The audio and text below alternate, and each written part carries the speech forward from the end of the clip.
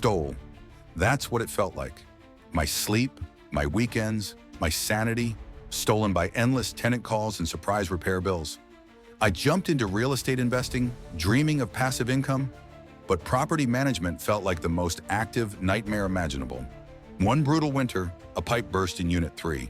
Middle of the night, freezing temperatures, water absolutely everywhere. The tenant was frantic. I was miles away feeling helpless, and the emergency repair cost basically vaporized months of profit. I hit rock bottom, seriously considering selling everything off. It felt totally impossible, like I was just a firefighter, constantly battling blazes someone else started, barely keeping my head above water. But wallowing wasn't paying the mortgage, so I got obsessed, not just with properties, but with systems. I devoured everything on streamlined communication, predictive maintenance tech, even deep dives into tenant screening psychology. Found an incredible online community sharing tools and brutal war stories. That helped a ton.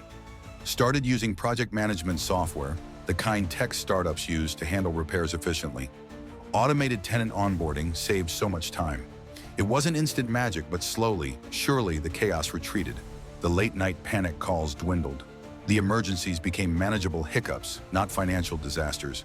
Managing properties stopped being the soul-crushing burden and became the core skill, the actual engine driving the investment success. People think real estate is just about flipping houses or finding killer deals. Nah.